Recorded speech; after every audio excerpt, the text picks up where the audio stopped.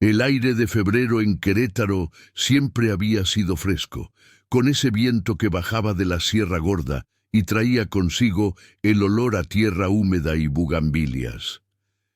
En el barrio de San Francisquito, las casas coloniales se aferraban a sus secretos, como las enredaderas a los muros de cantera rosa. Pero había una casa en particular, en la esquina de la calle Morelos con Independencia, que nadie se atrevía a mirar demasiado tiempo. Los vecinos desviaban la vista cuando pasaban frente a ella, y los niños corrían más rápido cuando sus padres los llevaban de la mano por esa acera. La historia comenzó en 1987, cuando Rodrigo Salazar regresó a Querétaro después de 15 años viviendo en la Ciudad de México. Había heredado la casa de su tía Remedios, quien murió sin descendencia y dejó como última voluntad que su sobrino favorito ocupara la vieja casona. Rodrigo, arquitecto de profesión, vio en aquella propiedad la oportunidad perfecta para establecer su nuevo estudio y comenzar de nuevo después de un divorcio que lo había dejado emocionalmente exhausted. Pero antes de continuar, me encantaría que te suscribieras al canal para no perderte historias como esta. Déjanos un comentario diciéndonos desde dónde nos estás viendo. Tu apoyo significa mucho para nosotros. La casa tenía 3 plantas y un patio central con una fuente de cantera que ya no funcionaba. Las habitaciones estaban distribuidas alrededor de ese patio y en el segundo piso, justo frente a la escalera principal, había una puerta de madera maciza con relieves tallados a mano que representaban flores y pájaros. Esa puerta siempre estaba cerrada con llave, y cuando Rodrigo preguntó al notario sobre ella durante la lectura del testamento, el hombre mayor se aclaró la garganta incómodo. Su tía nunca permitió que nadie entrara ahí, había dicho el notario, ajustándose los lentes. Desde que compró la casa en 1952, esa habitación permaneció sellada. En el testamento especifica que usted puede hacer lo que desee con la propiedad, excepto abrir esa puerta. Rodrigo había sonreído entonces, considerando aquello una excentricidad más de su tía, una mujer supersticiosa que leía las cartas del tarot y consultaba curanderos. Pero ahora, parado frente a esa puerta en su primera noche en la casa, con las sombras de las velas bailando en las paredes porque aún no habían conectado la electricidad, sintió un escalofrío recorrer su espalda. El primer mes transcurrió con relativa normalidad. Rodrigo contrató a un equipo de albañiles para renovar la cocina y los baños y comenzó a acomodar sus cosas en la planta baja. Decidió usar el segundo piso como estudio, instalando su mesa de dibujo en la habitación más amplia, justo al lado de aquella puerta misteriosa. Durante el día, con la luz del sol entrando por los ventanales, la casa parecía acogedora. Pero cuando caía la noche, algo cambiaba. Los ruidos comenzaron sutiles, un roce suave, como tela arrastrándose por el piso de madera. Pasos ligeros que subían la escalera cuando Rodrigo estaba en su habitación del primer piso. Al principio, lo atribuyó a las tuberías viejas, a la madera que crujía con los cambios de temperatura. Pero los albañiles comenzaron a hacer comentarios. «Don Rodrigo», le había dicho Esteban, el maestro de obras, una tarde mientras empacaban sus herramientas. «¿Hay alguien más viviendo aquí? Porque juramos que escuchamos pasos en el segundo piso y cuando subimos a revisar, no había nadie». Rodrigo descartó sus inquietudes con una sonrisa, pero esa noche, mientras trabajaba en un proyecto hasta tarde, escuchó claramente el sonido de una puerta abriéndose en el piso superior. Su corazón se aceleró. Dejó el lápiz sobre la mesa y caminó hacia la escalera. La luz de la luna entraba por el vitral del descanso, proyectando manchas de colores sobre los peldaños. Subió despacio, cada escalón crujiendo bajo su peso. Todas las puertas del segundo piso estaban cerradas, tal como las había dejado, excepto una. La puerta prohibida, aquella que su tía Remedios había mantenido sellada durante décadas, estaba entreabierta. Una rendija de oscuridad absoluta se abría hacia el interior. Rodrigo sintió que la temperatura bajaba varios grados. Su respiración se volvió visible en el aire frío. ¿Hay alguien ahí?, preguntó con voz temblorosa. El silencio fue su única respuesta. Pero entonces, desde la oscuridad de aquella habitación, emergió un olor. Intenso, penetrante, imposible de ignorar. Azahares. El aroma dulce y embriagador de las flores de naranjo, el mismo que tradicionalmente llevaban las novias en sus ramos. Rodrigo retrocedió un paso, su mente racional luchando contra el miedo primario que le erizaba la piel. Cerró la puerta con firmeza y bajó las escaleras de dos en dos. Esa noche no durmió. Se quedó sentado en el sillón de la sala con todas las luces encendidas, hasta que el amanecer tiñó de naranja las paredes de cantera. Al día siguiente, Rodrigo visitó a don Macario, el vecino más antiguo del barrio. El hombre tenía 83 años y había vivido en San Francisquito toda su vida. Lo encontró sentado en una mecedora en su portal, tomando café de olla mientras observaba pasar la vida. «Don Macario, necesito que me cuente sobre la casa de mi tía», dijo Rodrigo después de los saludos de rigor. El anciano dejó de mecerse. Sus ojos, todavía agudos a pesar de la edad, estudiaron a Rodrigo con una mezcla de curiosidad y preocupación. «Ya empezaron las cosas raras, ¿verdad?», preguntó sin rodeos. Rodrigo asintió, sin saber exactamente qué decir. Don Macario suspiró profundamente y le indicó que tomara asiento. «Lo que voy a contarte pasó mucho antes de que tu tía comprara esa casa. Estamos hablando de 1943, durante la Segunda Guerra Mundial. Querétaro era un lugar muy diferente entonces, más pequeño, donde todos se conocían.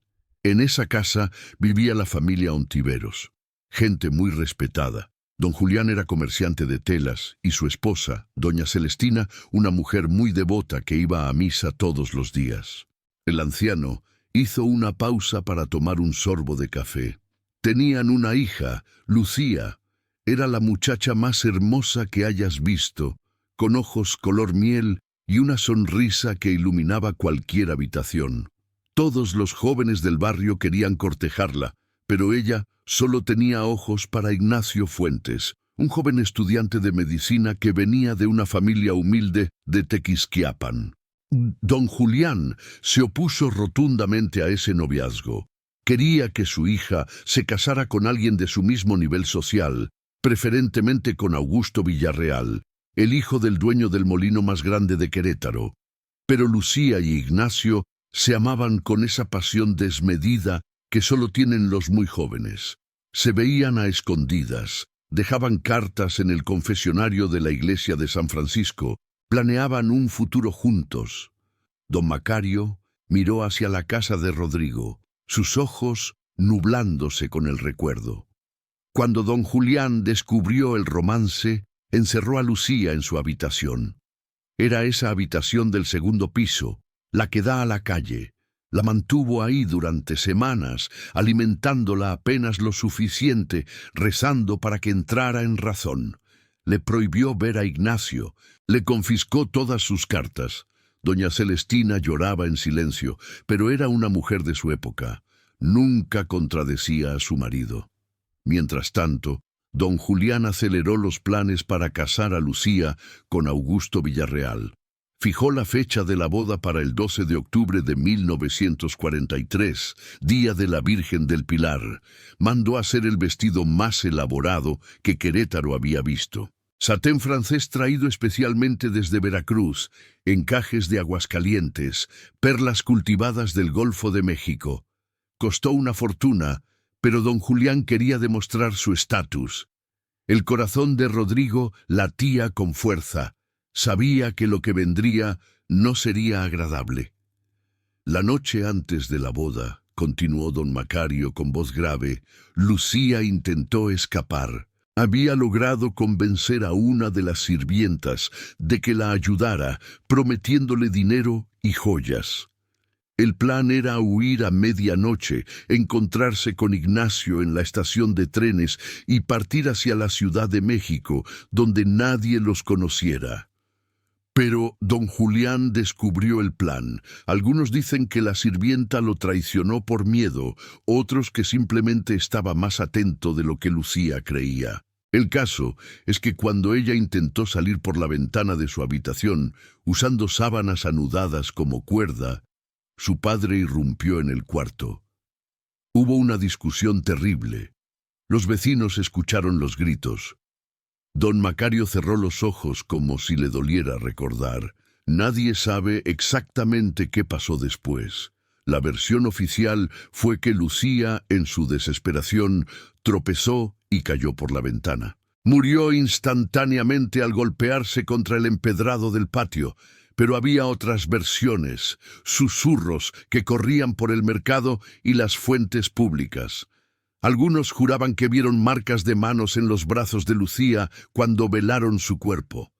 Otros decían que don Julián había bebido demasiado mezcal esa noche, que su temperamento violento había escalado.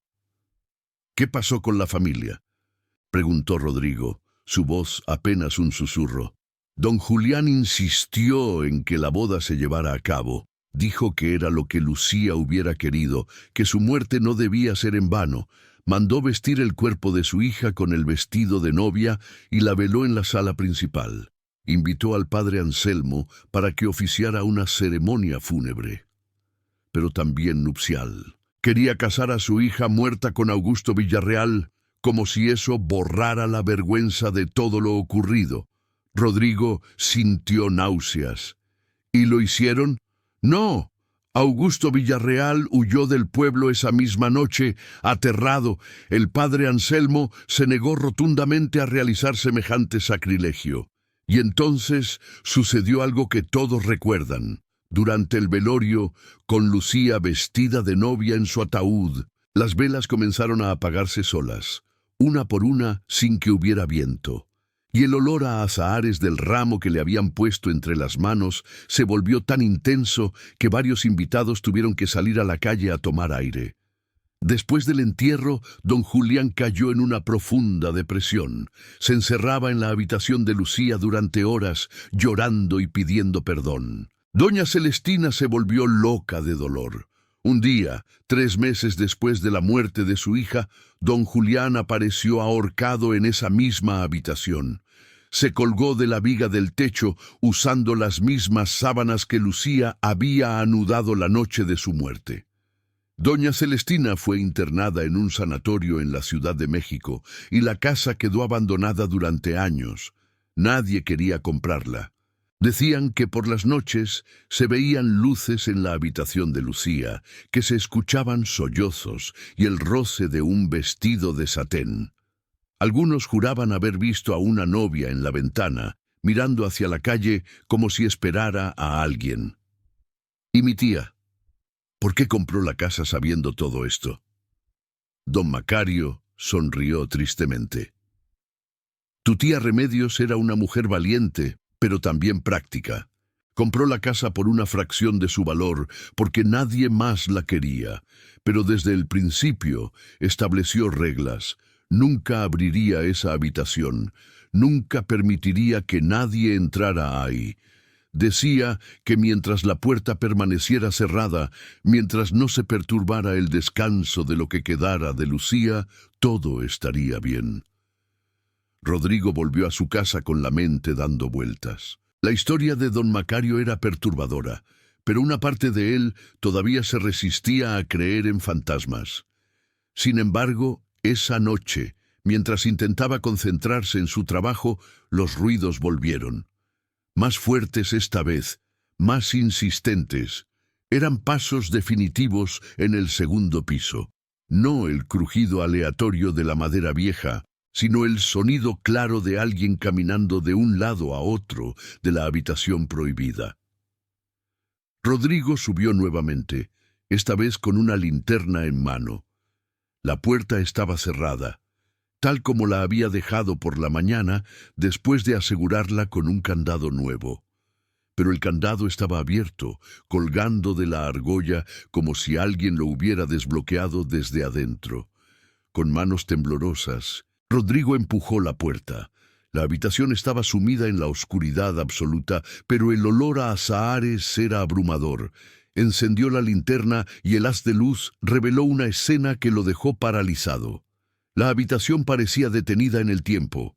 Los muebles estaban cubiertos de polvo espeso, pero perfectamente preservados.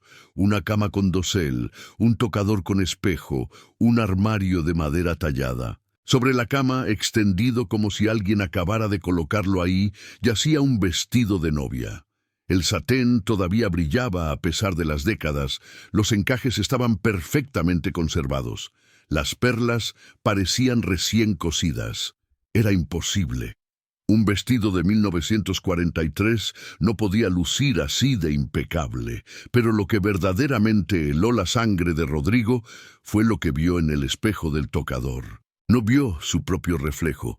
En cambio, vio a una mujer joven, vestida con ese mismo vestido de novia, mirándolo directamente.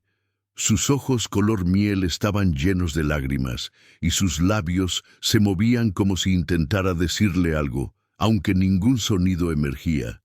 Rodrigo soltó la linterna y corrió fuera de la habitación, bajó las escaleras tropezando y no se detuvo hasta llegar a la calle. Pasó el resto de la noche en un hotel del centro histórico, incapaz de procesar lo que había visto. Los días siguientes fueron un tormento. Rodrigo contrató a un investigador privado para que indagara más sobre la historia de la familia Ontiveros. Los registros civiles confirmaban todo. Lucía Ontiveros había muerto el 11 de octubre de 1943, un día antes de su boda programada. La causa oficial de muerte, caída accidental. Su padre, Julián Ontiveros, había muerto el 3 de enero de 1944, suicidio por ahorcamiento. Pero lo que el investigador descubrió después fue aún más perturbador. Ignacio Fuentes, el novio de Lucía, había desaparecido la misma noche en que ella murió. Nunca terminó sus estudios de medicina, nunca se reportó su muerte, simplemente se desvaneció. Algunos testimonios de la época sugerían que había estado en la casa de los Ontiveros esa noche, esperando a Lucía en el patio, y que había presenciado su caída desde la ventana. Una teoría que nadie se atrevió a investigar formalmente sugería que Ignacio, enloquecido por el dolor y la culpa, podría haberse quitado la vida en algún lugar del campo cercano, o que don Julián, en su furia, lo había. Rodrigo no quería pensar en esas posibilidades. Mientras tanto, los fenómenos en la casa se intensificaban.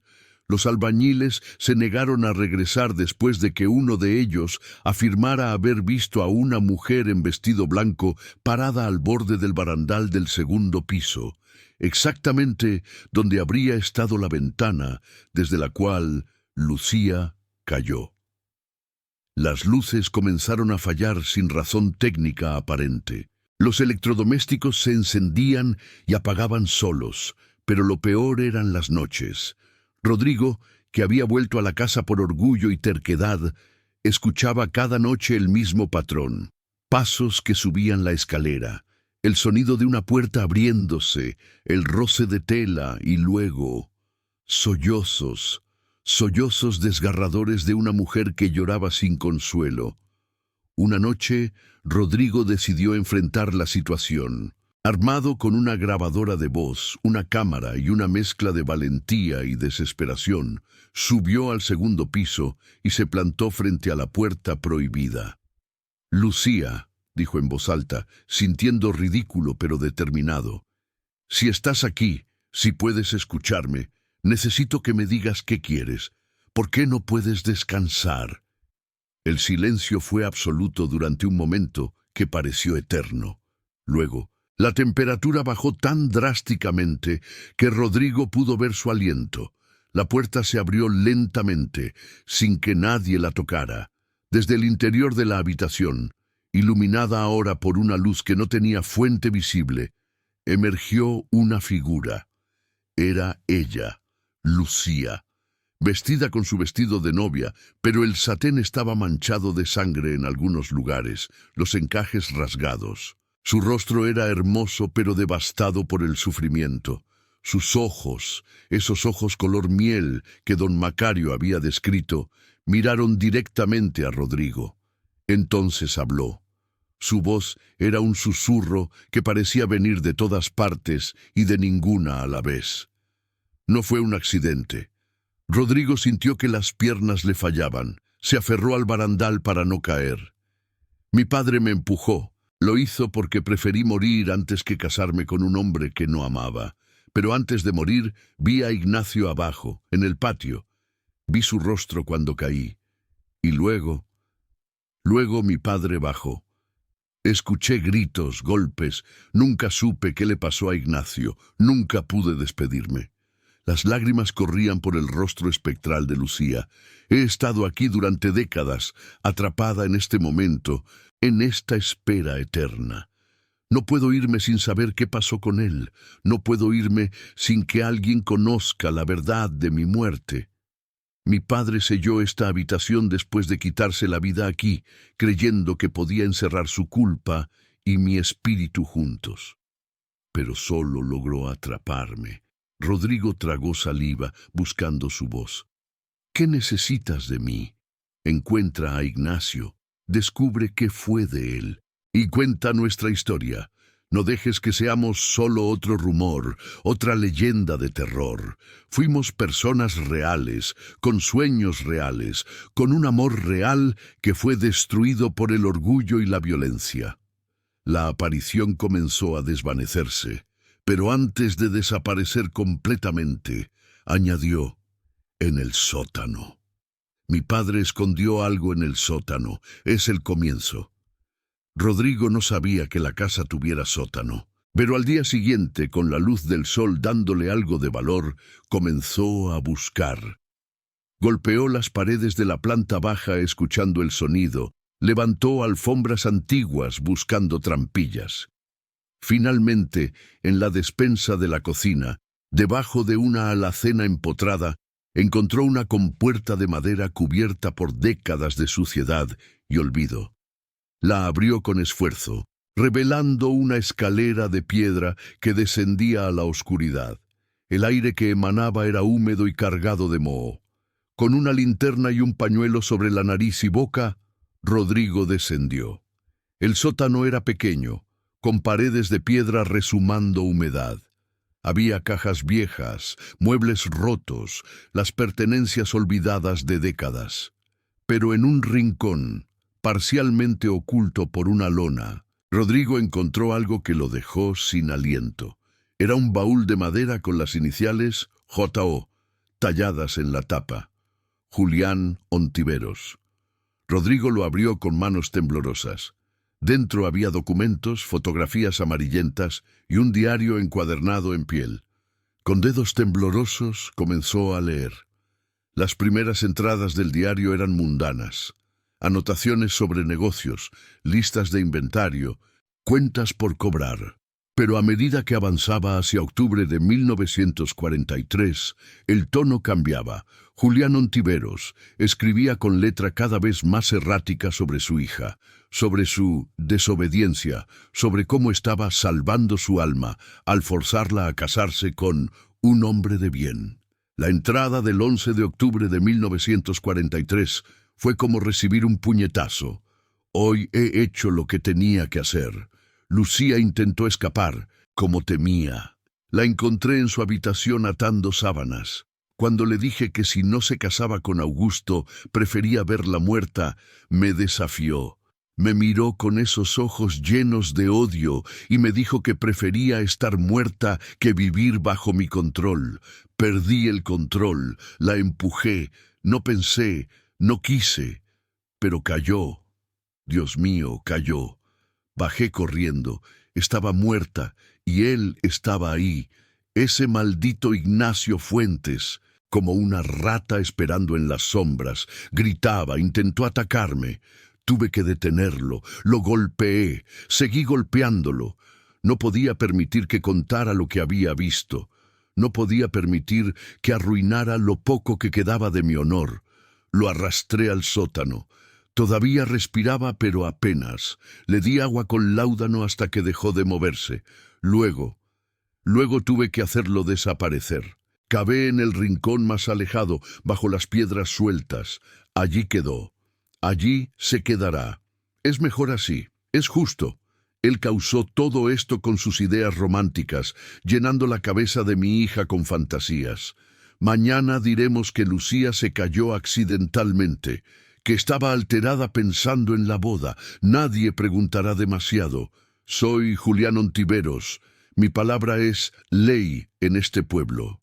Rodrigo soltó el diario, sintiendo bilis subir por su garganta. Miró hacia el rincón del sótano que Julián había mencionado. Con horror creciente, se acercó. Las piedras del piso en ese sector parecían haber sido movidas y luego vueltas a colocar. No eran parte del diseño original. Con manos temblorosas, Rodrigo comenzó a remover las piedras. No tuvo que excavar mucho. A menos de medio metro de profundidad, su linterna iluminó fragmentos de tela podrida y luego huesos. Un esqueleto humano, acurrucado en posición fetal, con el cráneo fracturado en varios lugares. Rodrigo salió del sótano tropezando, mareado. Llamó inmediatamente a las autoridades. Cuando llegaron la policía y los forenses, Rodrigo les mostró el diario y lo que había encontrado. Los restos fueron exhumados cuidadosamente. Los análisis posteriores confirmaron que pertenecían a un hombre joven, de aproximadamente 25 años, que había sufrido trauma craneal severo. Los documentos de identificación que se encontraron con el cuerpo, aunque deteriorados, mostraban el nombre Ignacio Fuentes Silva. La noticia conmocionó a Querétaro. La historia de Lucía y Ignacio, que había sido apenas un susurro entre las generaciones más antiguas, se convirtió en titular de periódicos. El caso fue reabierto oficialmente, aunque todos los involucrados directos estaban muertos. Se llevó a cabo una investigación forense histórica, y finalmente, 83 años después, la verdad salió a la luz. Rodrigo organizó un funeral apropiado para Ignacio Fuentes. Localizó a familiares lejanos del joven en Tequisquiapan, descendientes de sus hermanos que nunca supieron qué había pasado con él.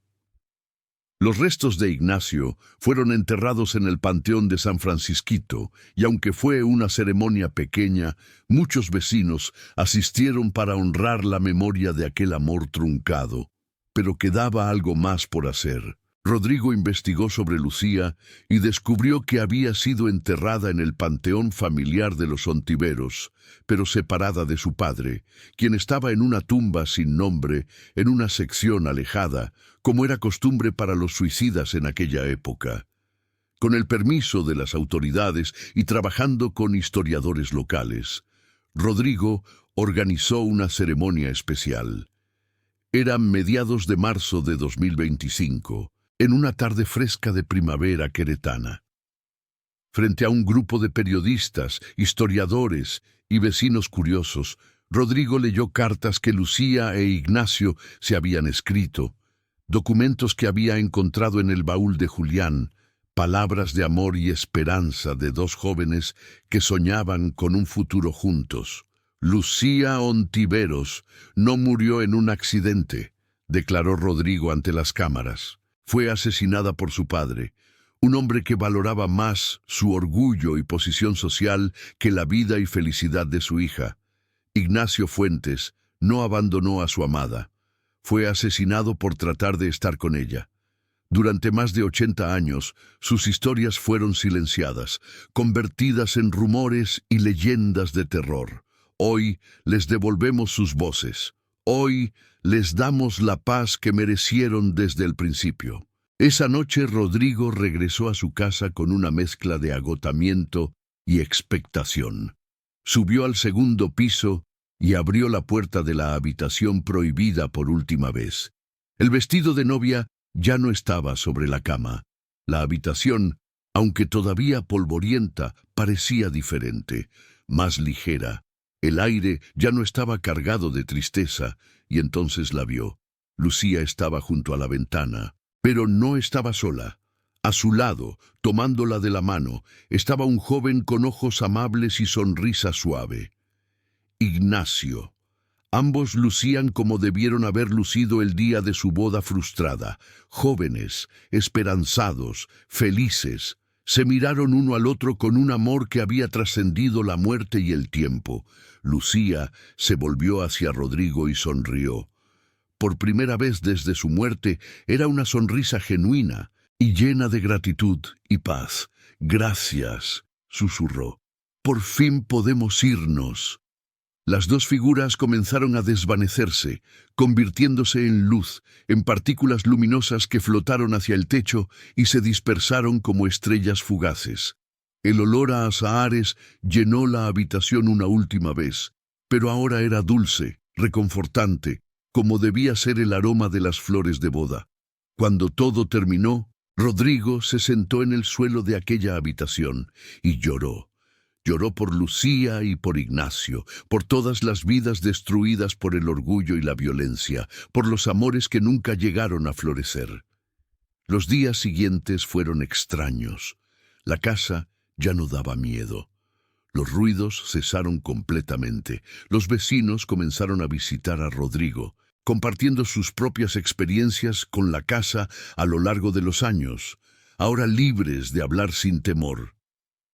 Don Macario visitó una tarde y se sentó en el patio mirando hacia la ventana del segundo piso. «Se siente diferente», dijo el anciano. «Después de tantos años, finalmente hay paz aquí».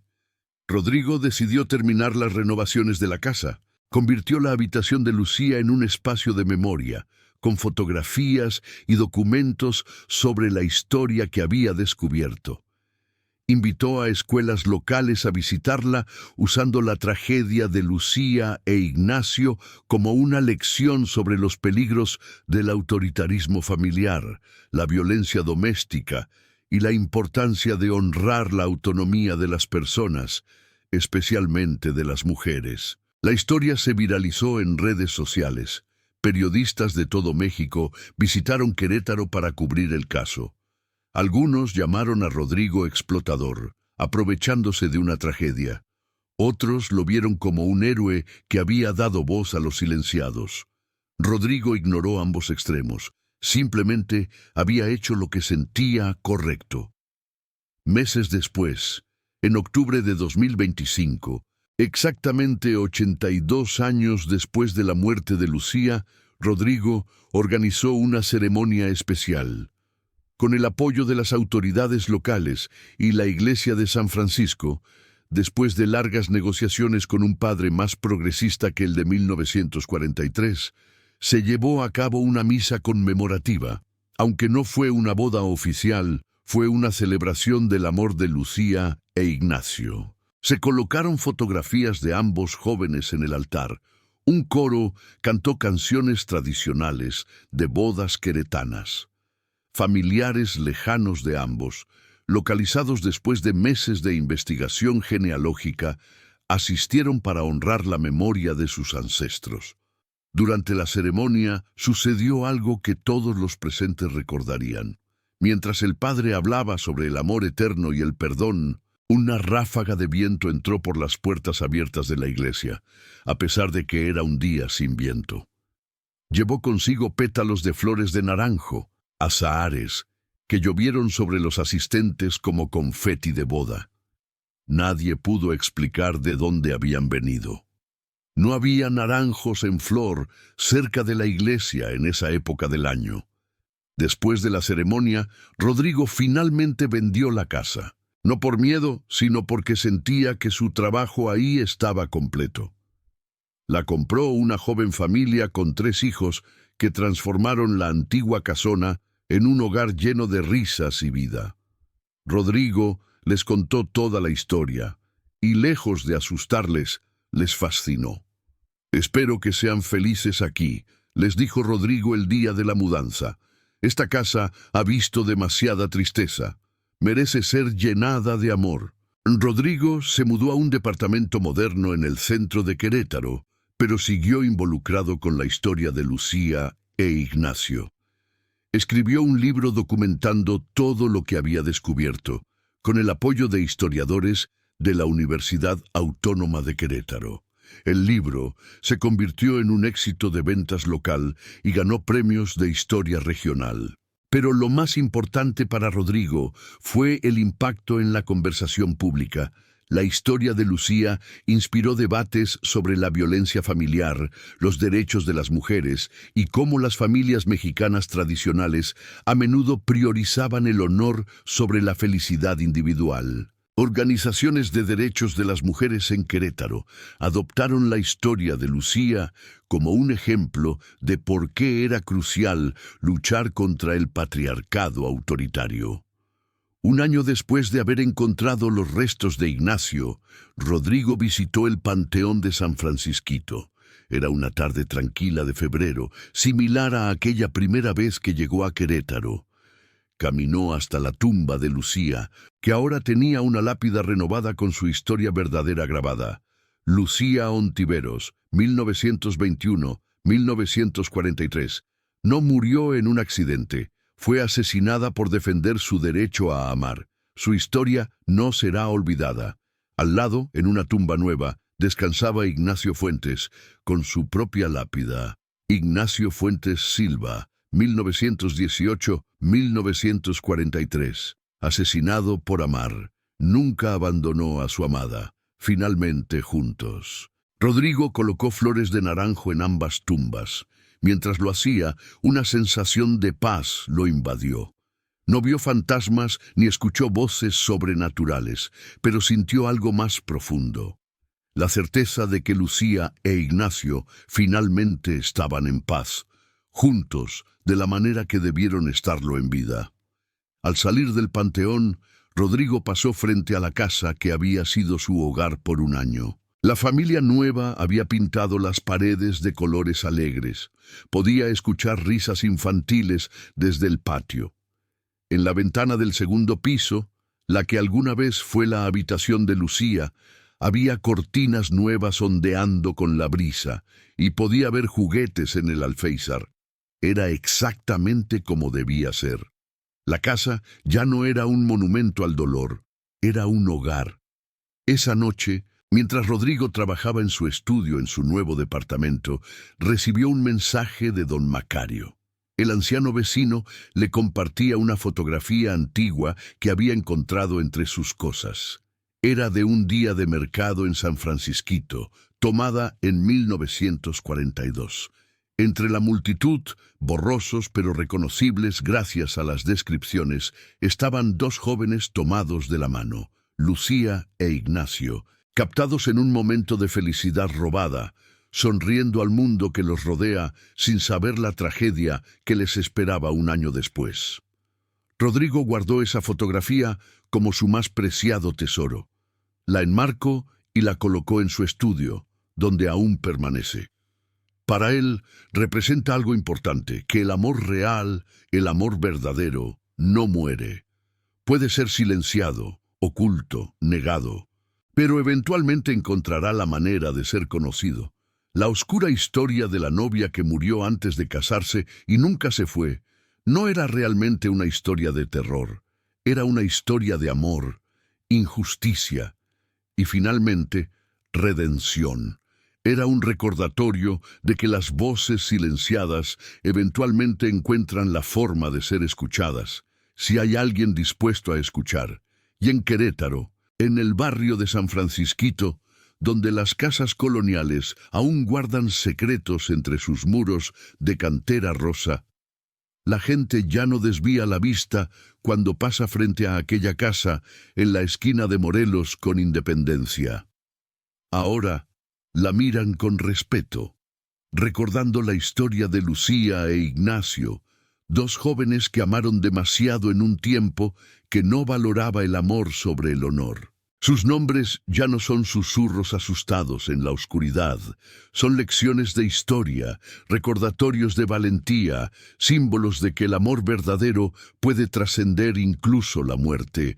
Y en las noches tranquilas de Querétaro, cuando el viento baja de la Sierra Gorda, trayendo el olor de las flores silvestres, algunos vecinos juran que todavía pueden percibir, apenas perceptible, el dulce aroma de los azahares. Pero ya no es un olor que produzca miedo, es un olor que recuerda a bodas, a promesas, a finales felices que finalmente llegaron, aunque fuera 80 años tarde. Es el olor de dos almas que encontraron el camino de regreso el uno al otro, más allá de la vida y la muerte, más allá del tiempo y el olvido. Lucía e Ignacio finalmente tuvieron su boda. No fue la ceremonia elaborada que don Julián había planeado, ni la escapada romántica que los jóvenes habían soñado. Fue algo mejor, fue justicia, verdad y paz. Y en una ciudad donde las leyendas y la historia se entrelazan en cada calle empedrada, su historia se convirtió en ambas, una leyenda de amor eterno y una historia real de amor que venció a la muerte. Porque al final, eso es lo que Rodrigo aprendió durante su año en aquella casa embrujada. Los fantasmas no son siempre espíritus malignos que buscan venganza. A veces son simplemente almas que necesitan ser recordadas, historias que necesitan ser contadas, verdades que necesitan ser reveladas. Y cuando finalmente se les da voz, cuando finalmente se hace justicia, pueden por fin descansar. La casa en San Francisquito ya no está embrujada, pero la historia de Lucía e Ignacio vivirá para siempre en la memoria colectiva de Querétaro. Una ciudad que aprendió que algunas historias de terror tienen su origen en tragedias reales, y que el verdadero horror no está en los fantasmas, sino en la crueldad humana que los crea. Y así termina la oscura historia de la novia que murió antes de casarse. No con gritos de terror, sino con el silencio pacífico de dos almas que finalmente encontraron su descanso, juntas al fin, en algún lugar más allá de las paredes de cantera rosa, más allá de las leyendas y los susurros, en ese espacio eterno donde el amor verdadero nunca muere.